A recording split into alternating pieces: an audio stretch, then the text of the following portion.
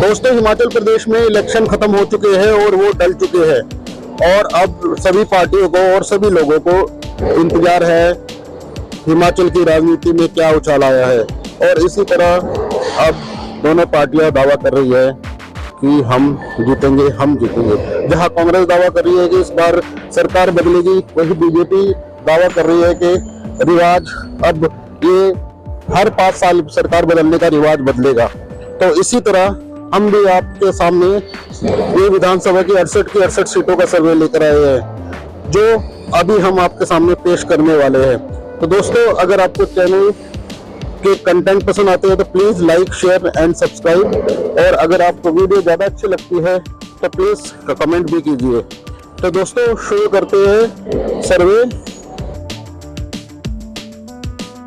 तो शुरू करते हैं पहले जिले किन्नौर से। किन्नौर में विधानसभा की 68 में से एक सीट है, जो एक सीट बीजेपी की तरफ जाती हुई नजर आ रही है। ऊना जिले में 5 सीटें, जिसमें से 3 बीजेपी और 2 कांग्रेस को जाती नजर आ रही है।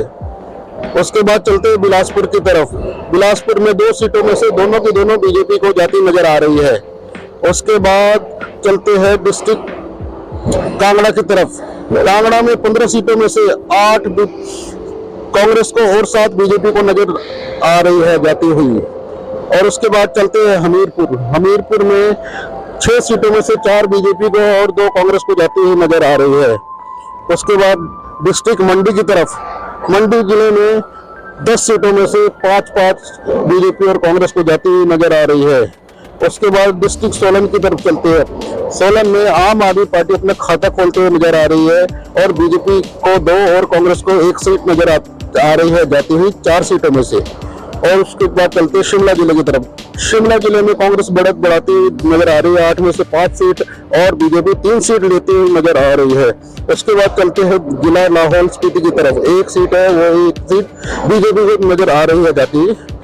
उसके बाद चलते हैं जिले कुल्लू की तरफ। कुल्लू में 4 सीटों में से 3 बीजेपी को और 1 कांग्रेस को जाती हुई नजर आ रही है।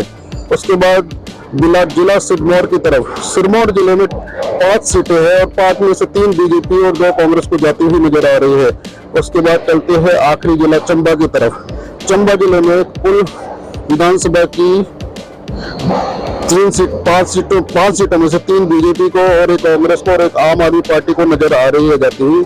और टोटल देखा जाए तो 68 में से 37 बीजेपी को, 29 कांग्रेस को और 2 आम आदमी पार्टी को नजर आ रही है। मगर ये आम आदमी पार्टी वाली सीटें भी बढ़ सकती है और ये आंकड़ा चेंज हो सकता है, ये देखिए। और अगर यही सीट अगर बीजेपी को 1 और कांग्रेस को 1 बढ़ जाए तो 38-30 का भी आंकड़ा हो सकता है। और अगर ये दोनों सीटें अगर कांग्रेस को मिल जाए तो कांग्रेस 31 पे और बीजेपी 37 पे पहुंच जाएगी। तो दोस्तों, बने रहिए इसी चैनल पे और please like, share and subscribe.